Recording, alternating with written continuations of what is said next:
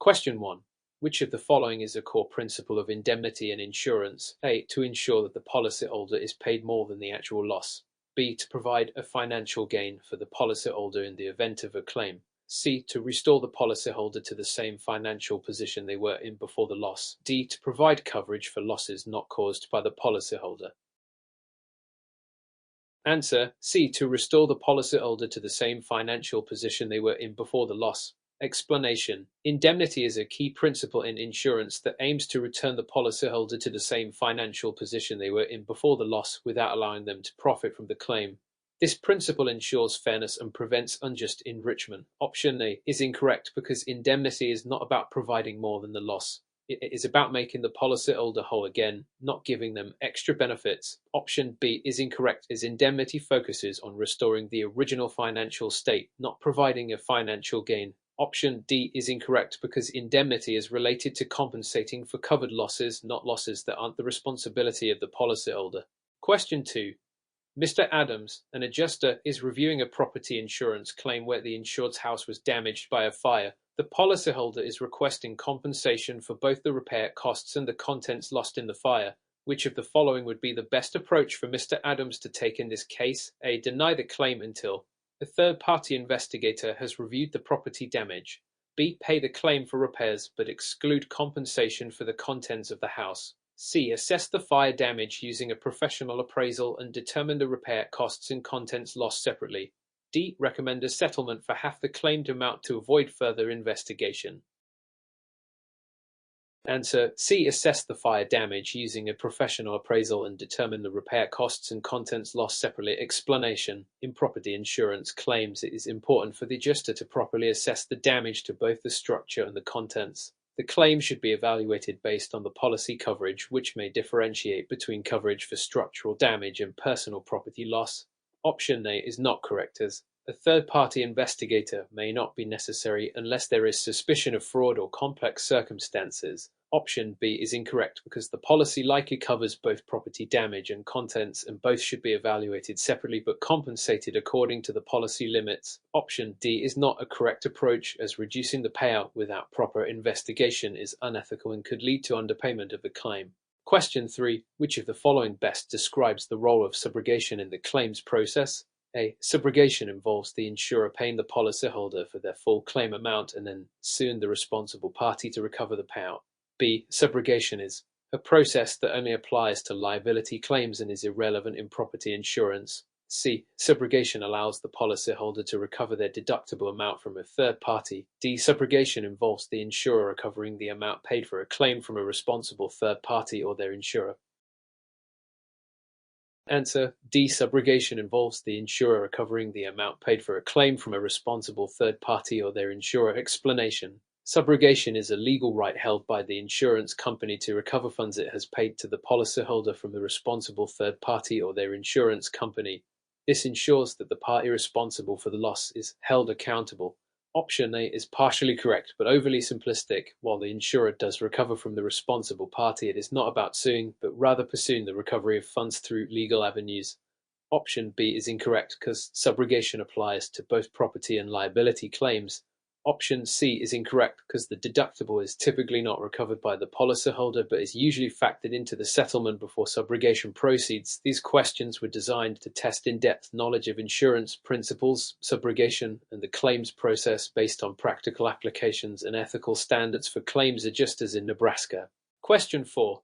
Which of the following best describes how depreciation affects the valuation of a property claim? A. Depreciation increases the value of the claim, allowing the insurer to pay more.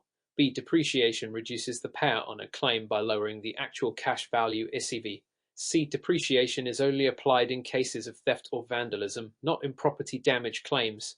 D. Depreciation is not considered in the calculation of property damage claims as insurance always pays the full replacement cost.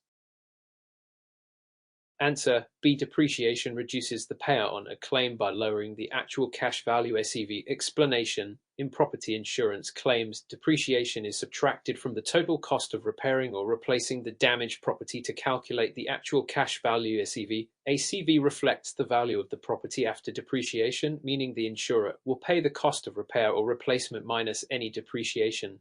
Option A is incorrect because depreciation decreases the payout, not increases it. Option C is incorrect because depreciation applies to all types of property damage, not just theft or vandalism. Option D is incorrect because depreciation is an essential factor in calculating the ACV and it reduces the payment made by the insurer. Question 5. Mr. Peterson, an adjuster, is handling a bodily injury claim for a client who was injured in an auto accident. The insured has presented medical bills for treatment but has not included lost wages in their claim. Which of the following should Mr. Peterson consider in order to fully evaluate the claim? A. Only medical bills are relevant, so the claim should proceed without considering lost wages. B. Lost wages should be included if the insured can provide documentation from their employer showing the amount of income lost. C. The adjuster should deny any claims for lost wages as they are outside the scope of bodily injury claims. D. Mr. Peterson should automatically assume that lost wages will be part of the settlement amount. Answer: B. Lost wages should be included if the insured can provide documentation from their employer showing the amount of income lost. Explanation: in bodily injury claims, lost wages are an essential component of the total compensation, especially if the injury prevents the insured from working. The policyholder must provide sufficient documentation, such as proof of lost income from their employer, to support this aspect of the claim. Option A is incorrect because bodily injury claims typically cover both medical bills and lost wages, provided the claimant can substantiate their lost income. Option C is incorrect because lost wages are a common part of bodily injury claims. Denying them outright without evaluating the documentation is improper. Option D is incorrect because it assumes that lost wages will always be included, but the adjuster should verify the claim with the appropriate documentation first. Question 6. Which of the following actions by a claims adjuster would most likely be considered unethical under Nebraska's insurance laws? A. Selling a claim quickly to avoid further investigation when the liability is clear. B. Failing to inform a policyholder of their right to appeal a denied claim.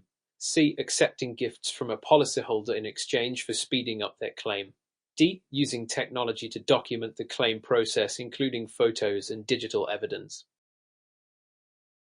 Answer: C. Accepting gifts from a policyholder in exchange for speeding up their claim. Explanation: under ethical guidelines and Nebraska insurance laws, it is unethical for a claims adjuster to accept gifts or bribes from a policyholder in exchange for expediting their claim. This creates a conflict of interest and violates professional conduct standards. Option A is not unethical if the liability is clear and the claims adjuster settles the claim within the appropriate legal framework. Option B is incorrect because failing to inform a policyholder of their right to appeal is poor practice but not automatically unethical under Nebraska insurance laws. Option D is acceptable as using technology to document claims is encouraged for accuracy and efficiency. Question 7. Which of the following is a key responsibility of a claims adjuster when investigating a claim? A. To make a final determination of liability without consulting the policyholder. B. To gather all relevant evidence, including witness statements, photos, and police reports. C. To provide legal advice to the policyholder about their rights under the insurance policy. D. To assume fault for the incident if the claimant is emotionally distressed. Answer: B. To gather all relevant evidence, including witness statements, photos, and police reports. Explanation: a claims adjuster's primary responsibility in the claims process is to investigate the claim thoroughly. This includes collecting all relevant evidence such as witness statements, photos of the damage, and police reports, which will help determine the validity and extent of the claim. Option A is incorrect because liability should be determined based on evidence, not without consulting the policyholder. Option C is incorrect because claims adjusters are not authorized to provide legal advice. They must refer the policyholder to an attorney if legal advice is needed. Option D is incorrect because claims adjusters must remain neutral and not admit fault, especially in emotional or difficult cases. Question 8. What is the main difference between replacement cost and actual cash value in property insurance claims? A. Replacement cost is the cost to replace the property minus depreciation, while actual cash value includes depreciation in the payout. B. Actual cash value is the total cost to replace the property without deductions, while replacement cost is the payout after depreciation. C. Replacement cost and actual cash value are the same and are used interchangeably in property insurance. D. Actual cash value is based on the current market value of the property, while replacement cost refers to the original purchase price of the property. Answer A. Replacement cost is the cost to replace the property minus depreciation, while actual cash value includes depreciation in the payout. Explanation: replacement cost refers to the amount it would take to replace the damaged property with new property of like kind and quality without factoring in depreciation. Actual cash value (ACV) takes into account depreciation and subtracts it from the replacement cost, resulting in a lower payout. Option B is incorrect because it reverses the definitions of replacement cost and actual cash value. Option C is incorrect because replacement cost and actual cash value are not the same, and the difference lies in how depreciation is handled. Option D is incorrect because the market value and the original purchase price are not the key factors in ACV or replacement cost. The condition of the property and depreciation play a crucial role. Question 9. Which of the following statements regarding Nebraska's insurance fraud laws is correct? A. The insured is required to report suspected fraud only if the fraud exceeds $5,000 in value. B. The claims adjuster is obligated to investigate all potential fraud claims even if the fraud is suspected to be minor. C. Nebraska insurance fraud laws do not apply to claims involving bodily injury. D. The policyholder may not be subject to penalties under Nebraska law if they fail to report suspected fraud. Answer B. The claims adjuster is obligated to investigate all potential fraud claims even if the fraud is suspected to be minor. Explanation: Nebraska's insurance fraud laws require claims adjusters to investigate all suspected fraudulent claims regardless of the value involved. This ensures that fraudulent activity is detected early and properly addressed. Option A is incorrect because the adjuster must report suspected fraud regardless of the claim value, not just when it exceeds $5,000. Option C is incorrect because insurance fraud laws apply to all types of claims, including bodily injury. Option D is incorrect because the policyholder may be subject to penalties if they fail to report fraud, as it is a legal obligation to report fraudulent activity when detected. Question 10. Which of the following would be the most appropriate method for determining the amount of loss for a total loss in an auto insurance claim? A. Determining the market value of the vehicle prior to the accident. B. Subtracting the cost of repairs from the vehicle's original purchase price. C. Estimating the replacement cost of the vehicle based on its condition before the accident. D. Applying depreciation to the original purchase price of the vehicle to determine its payout value. Answer C. Estimating the replacement cost of the vehicle based on its condition before the accident. Explanation: in the case of a total loss for an auto insurance claim, the insurer typically estimates the cost to replace the vehicle based on its condition before the accident, which is often referred to as the replacement cost. This approach ensures that the policyholder can purchase a vehicle of like kind and quality to replace the one that was totaled. Option A is incorrect because market value does not necessarily account for the specific condition of the vehicle before the loss. Option B is incorrect because deducting repair costs is not relevant for a total loss claim. Option D is incorrect because depreciation is a factor in actual cash value (SCV), but for total loss claims, the replacement cost is the more accurate method. Question 11.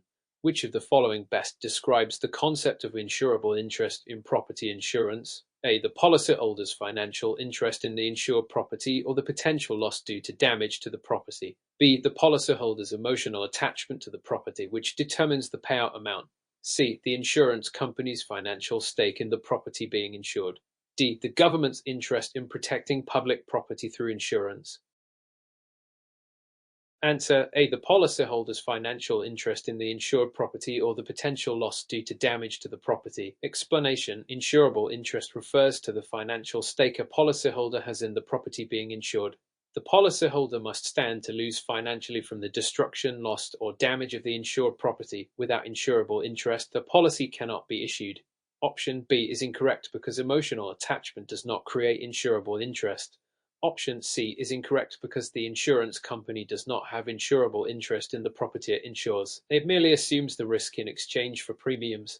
Option D is incorrect because insurable interest is defined by the policyholder's financial risk, not the government's role. Question 12. What is the purpose of a loss ratio in evaluating an insurance company's performance? A. To determine the amount of claims paid out versus the premiums collected.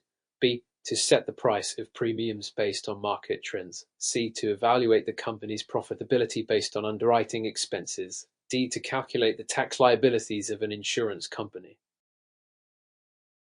Answer A. To determine the amount of claims paid out versus the premiums collected. Explanation: The loss ratio is a key metric used by insurance companies to assess how much of the premiums collected are paid out in claims. The higher loss ratio indicates that the company is paying out more in claims relative to what it is collecting in premiums, which could signal financial instability. Option B is incorrect because the loss ratio is not directly related to setting premium prices.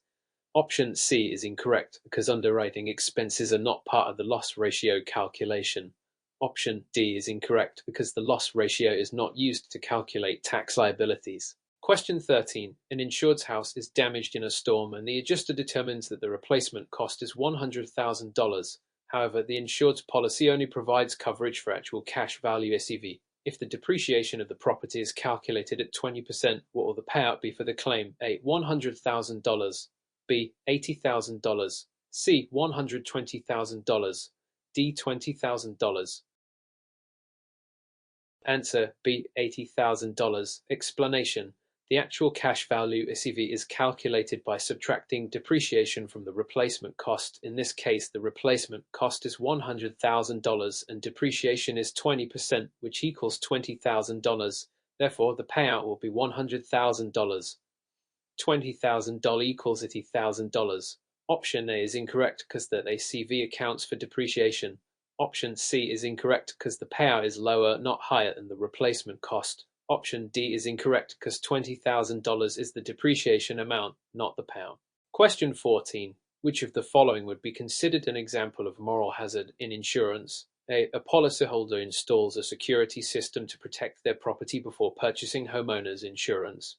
B. A policyholder deliberately causes damage to their property in order to collect insurance benefits. C. A policyholder buys additional insurance to cover the full replacement cost of their home. D. A policyholder makes regular premium payments to ensure continuous coverage.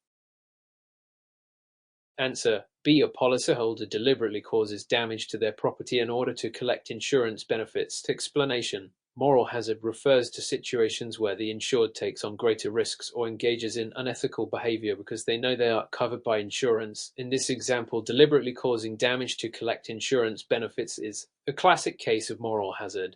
Option A is incorrect because installing a security system reduces the risk of loss, which is a responsible action. Option C is incorrect because purchasing additional insurance to ensure full coverage is a reasonable decision. Option D is incorrect because regular premium payments are standard and do not create a moral hazard. Question 15. Which of the following is a type of insurance coverage that typically includes exclusions for wear and tear or gradual deterioration? A. Homeowners insurance. B. Auto insurance. C. Flood insurance. D. Mechanical breakdown insurance.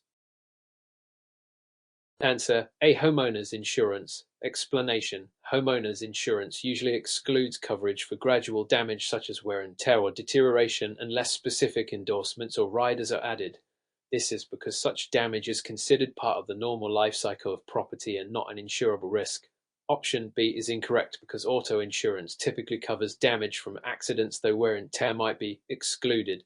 Option C is incorrect because flood insurance typically covers direct flood-related damage, not wear and tear. Option D is incorrect because mechanical breakdown insurance specifically covers damage due to mechanical failure, not wear and tear.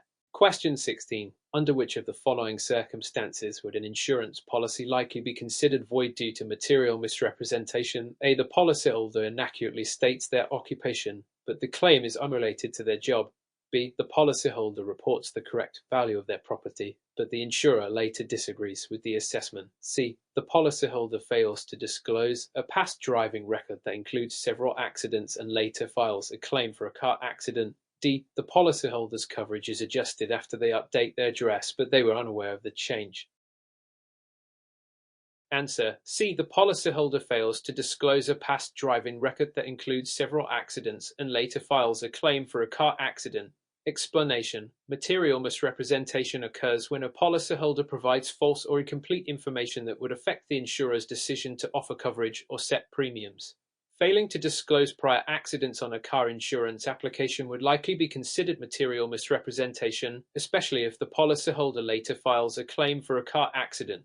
Option A is incorrect because the job misrepresentation is unlikely to affect the claim if the job is unrelated.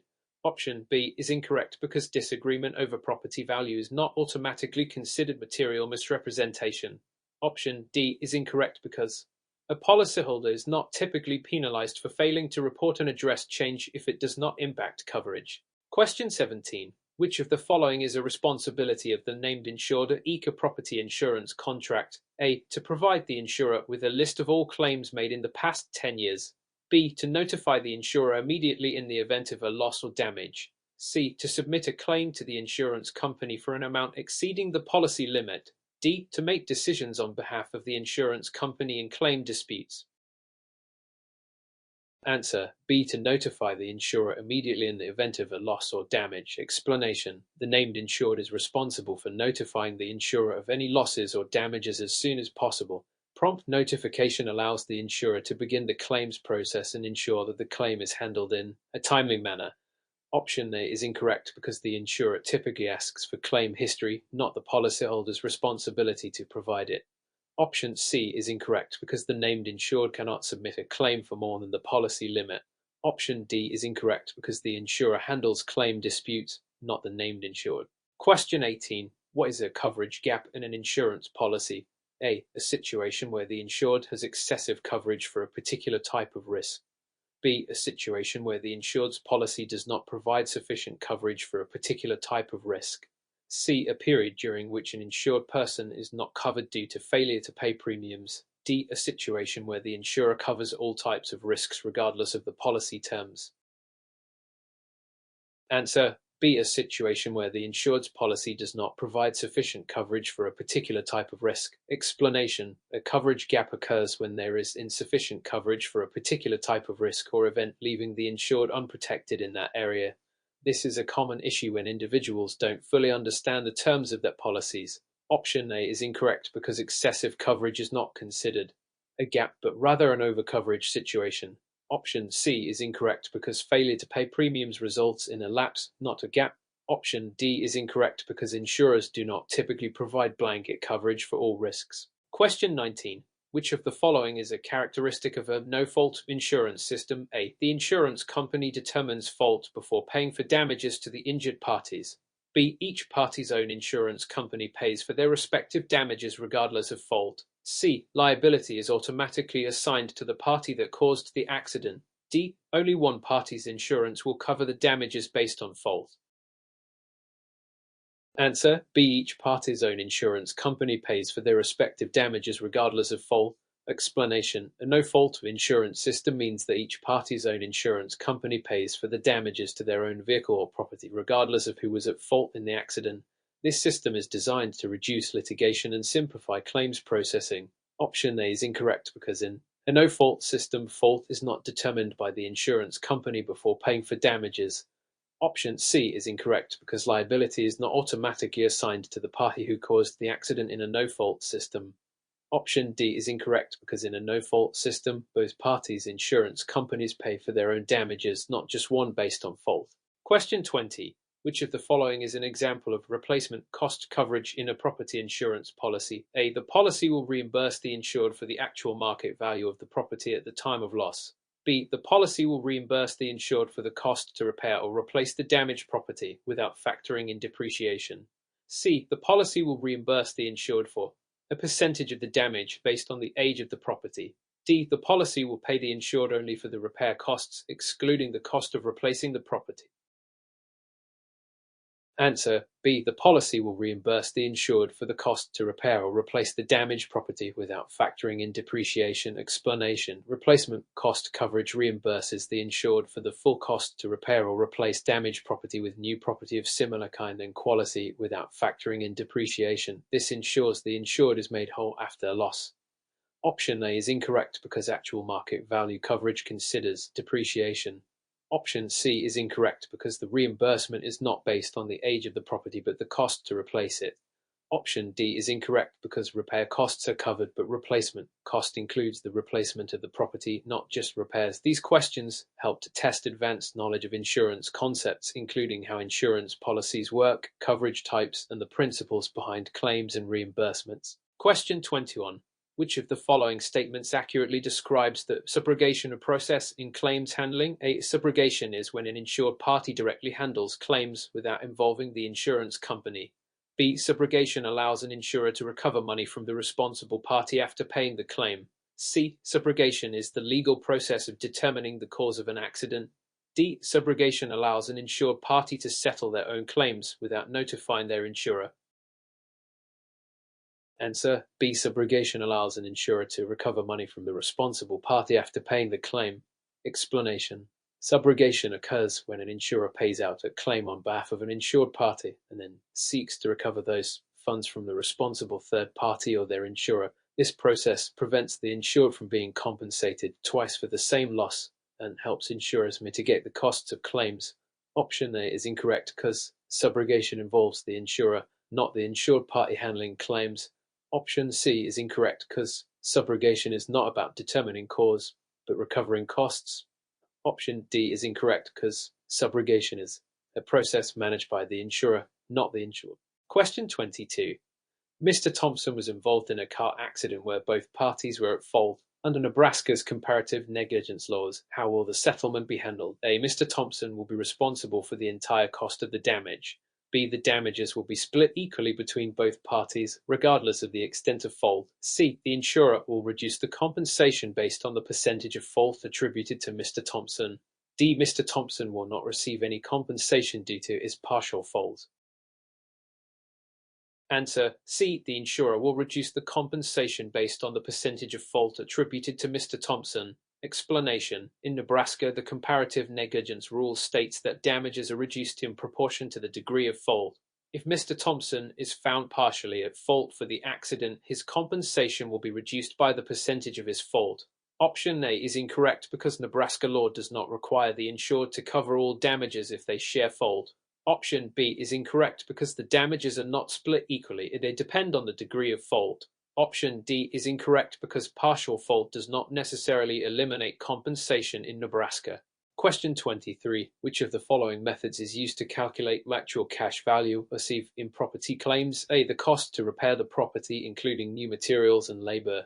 B. The replacement cost minus depreciation for the property at the time of the loss. C. The full cost of replacement regardless of depreciation. D. The market value of the property is determined by an appraisal service. Answer: B. The replacement cost minus depreciation for the property at the time of the loss.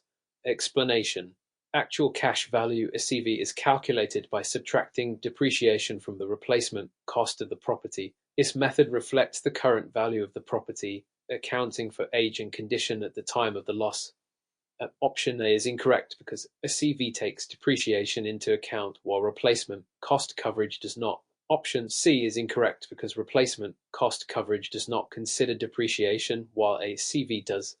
Option D is incorrect because market value is not the same as ACV, which is based on replacement cost minus depreciation. Question 24. Which of the following best describes the role of an insurance adjuster during the claim investigation process? A. To represent the insurance company and negotiate settlements. B. To act as an advocate for the insured and ensure they receive the maximum payment. C. To assess the cause of loss and ensure the claim is covered under the policy. D. To settle disputes between the insured and third-party claimants. Answer: C. To assess the cause of loss and ensure the claim is covered under the policy. Explanation: the insurance adjuster's primary role during the investigation process is to assess the cause of loss and ensure that the claim is valid under the terms of the policy. They must gather evidence and review the policy to determine coverage. Option A is incorrect because while an adjuster represents the insurer, their role is to investigate, not to negotiate settlements directly. Option B is incorrect because the adjuster does not advocate for the insured but ensures the claim is valid. Option D is incorrect because the adjuster's role is not to resolve disputes between the insured and third parties but to assess and handle claims. Question 25. Which of the following actions is required under Nebraska insurance law when an insurer decides to deny a claim? A. The insurer must provide written notification to the insured stating the reasons for the denial. B. The insurer is not required to explain the denial if the policy does not specify. C. The insurer can deny the claim without informing the insured as long as it is within the statutory time frame.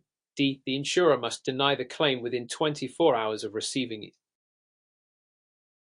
Answer: A. The insurer must provide written notification to the insured stating the reasons for the denial. Explanation: Under Nebraska law, when an insurer denies a claim, they are required to notify the insured in writing and provide the specific reasons for the denial. This ensures transparency and fairness in claims handling. Option B is incorrect because the insurer is required to provide an explanation, especially if denial occurs. Option C is incorrect because insurers must inform the insured of the reason for a claim denial. Option D is incorrect because there is no law mandating denial within 24 hours of the requirement is timely handling, but with appropriate reasons. Question 26. In the context of auto insurance claims, which of the following is considered? A third-party liability claim. A claim filed by the driver of the insured vehicle for property damage. B. A claim filed by a passenger injured in the insured vehicle. C. A claim filed by a third party who was injured in an accident caused by the insured vehicle. D. A claim filed by the insured's insurance company to recover costs from the other driver. Answer C. A claim filed by a third party who was injured in an accident caused by the insured vehicle. Explanation. A third-party liability claim is filed by someone who is not the insured but who has suffered damage or injury due to the actions of the insured. In this case, the third party, such as the person injured by the insured driver, files a claim for liability. Option A is incorrect because this is a claim filed by the insured, not a third-party liability claim. Option B is incorrect because this involves a claim for injury to a passenger, not a third party. Option D is incorrect because this is a subrogation claim, not a third-party liability claim. Question 27. When handling a claim under a homeowner's insurance policy, what is the significance of covered perils?